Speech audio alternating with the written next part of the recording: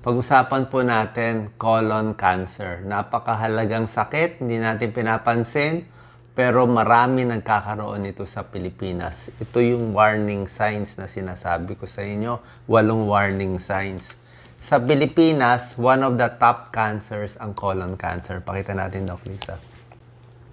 Sa mga babae, number 1 ang breast cancer. Ayan. Sa mga lalaki, number 1 ang lung cancer. Mas mataas lang konti. Pero ang colon cancer, itong kulay dilaw, ang dami. So, number 2, number 3, top cancer causes yan. Ang dami nagkakaroon nito at marami namamatay. Ang warning signs nito, mahirap malaman. Minsan, walang sintomas. Ang napapansin mo lang, medyo constipated siya. Kasi nga may bara nagbabara yung bukol. Minsan constipated, minsan nagtatae, paiba-iba. Kung malala na tong colon cancer, ito yung colon, no? Malaking bituka. Pag barado na yan, yung lumalabas na dumi, maliit na. Lumiliit na, parang ganito na, lapis na, narrow stools, parang lapis. Yung tiyan masakit, pero parang hindi mo alam na saan ang sakit. Kadalasan sa may baba, sa kaliwa. Kung may dugo, nako, pwedeng almoranas, pwedeng colon cancer. Minsan ang dugo hindi nakikita, maliliit lang na sugat. Nagiging anemic, maputla, sabihin marami ng dugo ang lumalabas. Namamayat, kahit anong cancer, namamayat. Namayat ng 10 pounds na hindi nagda-diet. Laging pagod. Laging weak ang pakiramdam. So, ito yung mga sintomas, ulitin ko lang, kasama to yung sakit, yan, dumi, matigas, malambot, fatigue. Yung sinasabi kong cramping, pamamayat, at kung advanced na. Ito naman, pag advanced na talaga yung cancer, pati na sa kulani, kumakalat yung cancer, at hindi na makakadumi, barado na, hindi na makalabas ang dumi. Minsan doon na nagko-consult yung mga tao. So, bakit nagkakaroon ng colon cancer at sino at risk dito? So, kasali ako dito.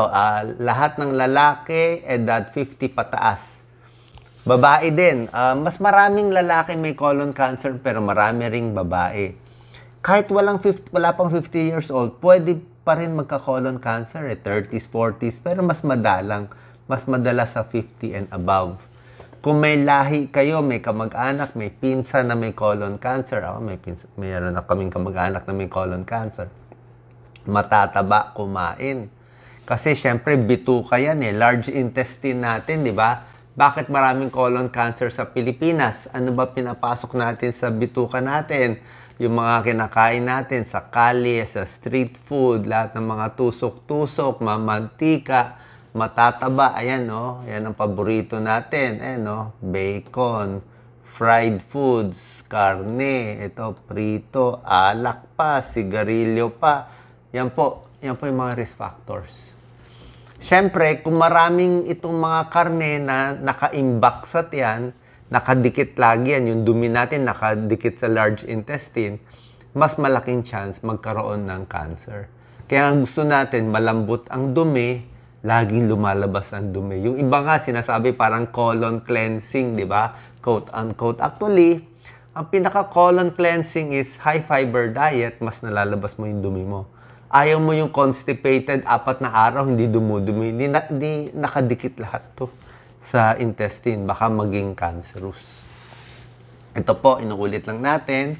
Another picture lang, smoking, bawal, kulang sa fiber, hindi nag-exercise. Pag hindi nag-exercise, constipated, malakas sa alak, at may lahi. Yan ang mga risk factors pwede mag-cause ng colon cancer. Para malaman, mahulaan, mga edad 50 years old, dapat magko-colonoscopy. Or kung meron kayong naramdaman, actually, ang colonoscopy, minsan every 10 years. Bihira lang, pero depende. So, pwedeng colonoscopy, papacheck sa doktor, pwedeng fecal occult blood test, yung dumi, chinecheck kung may dugo. Tapos, ito po isang risk factors, pag sinilip nila, oras na may nakitang polyp, ito hindi pa to cancer, hindi pa to sure cancer. Para siyang laman na nakausli. Pag may nakitang polyp, Risk factor yan. Tinatanggal yan. Pag tinanggal yan, sinisilip, binabiopsy. Pag nakitang cancerous, kahit hindi cancerous, tinatanggal. Pag nakitang cancerous, mas chinecheck ito. Ito yung early stage na possible maging cancer kung may polyp. So, pag cancer na may mga stages, stage 1, stage 2, stage 3, stage 4. Pag stage 1, nandito pa lang sa loob. Ayan, no? Pag stage 2, lumalabas na yan. Papunta na sa kulani, stage 2, stage 3. Pag malayo na nilipatan ng cancer, stage 4 na. Mas maagang stage, pag dito natin nahuli, tatanggalin lang to, puputulin lang to, okay na ang pasyente. Magaling na. Maganda na ang buhay. Halos marami mabubuhay na ng normal. Mahuli mo ng maaga. Kaya nga importante yung warning signs.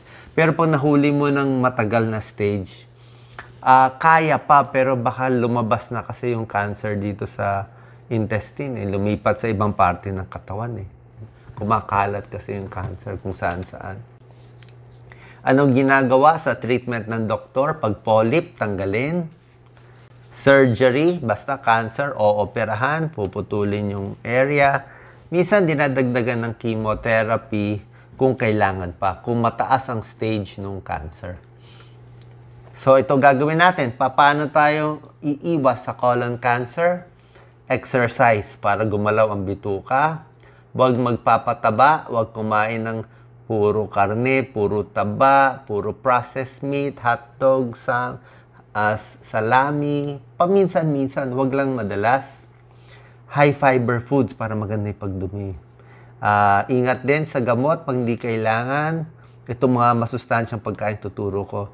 Don't smoke, bawal ang alak, at mag-i-screening. Check up sa doktor. Ito po ang mga risk factors. Ito po yung evidence-based. Bilang internist and cardiologist, syempre ito ang tinitingnan natin. Ito po yung talagang napatunayang may tulong para makaiwas sa colon cancer. Green is go. Itong red ang bawal na talagang nakakadulot ng cancer. Ito yung proven na masama. Ito, convincing evidence, probable evidence. Sa nakakasama, processed meat talaga Yung mga hotdog, salami. Sabihin, bakit binibenta? Pwede mo kumain pa konti-konti. Nasa dami naman ng kinakain mo Diba? Kung pa konti-konti, pwede. Kung madalas, alak, overweight. Yan, no? Sa karne, medyo masama din, pero probable cause lang. So, ito, iwas. Ito dapat gawin natin, nakakabawas ng risk, mas hindi ka tatamaan ng cancer. Exercise, high dietary fiber, yan ang napakaganda. So ito po yung mga pagkaing makakatulong pang-iwas sa colon cancer at sa lahat ng cancer. Prutas, ang daming antioxidants. Apple, banana, strawberry, orange, kahit anong prutas. Non-starchy vegetables, yung gulay na talagang mataas sa fiber, lettuce, cucumber, broccoli, cabbage, carrots, pwedeng medyo mataas sa whole grain, brown rice, wheat bread, oatmeal, beans, okay ang beans. Wala pong problema dyan, soybeans. Isda ang white meat, ibig sabihin, chicken, eggs, at fish, kasi binabawasan natin ang red meat Tsaka pwede rin mani. Ito po, yung mga sinabi ko, isda, very healthy, prutas, whole wheat, mga beans. Ito yung mga good, ito yung mga healthy na gulay. Ano ba to? Guyabano. Ito yung mga iniiwasan. Alam nyo naman ito. Bawal ang sunog, di ba? Processed meats, konting bawas. Masyado matatamis, bawas din po tayo. High fiber, napakahalaga. Dietary fiber, napakahalaga para gumanda pagdumi natin. Kasi pag maraming fiber, para siyang mga walis Marami siyang fiber. So, may bulk yung dumi mo. Paglabas niya, isang labas. Nagkakaroon ng parang body Nagiging mas solid yung dumi mo. Kaya paglabas, tuloy-tuloy, maganda. Kasi kung wala kang fiber na kinakain, lalo lang titigas, maiimbak yung dumi. Ayaw natin na iimbak sa tiyan So, ano mga high fiber? Ito, yung balat Yung balat ang maganda. Apple with skin. Yan, yung mga may fiber. Orange, strawberry. Yan, ito po. Sa prutas. High fiber. Ito, mga peas, beans, mani, ito, sari-saring gulay, green peas, broccoli, lettuce, sweet corn, carrots, tomatoes, pwede po. Yan. So, sana po nakatulong tong video para makaiwas sa colon cancer. Ingat po tayo, napakahalaga nito. Minsan, binabaliwala natin. Pero tandaan nyo, more ito ang kakainin, bawasan natin ito.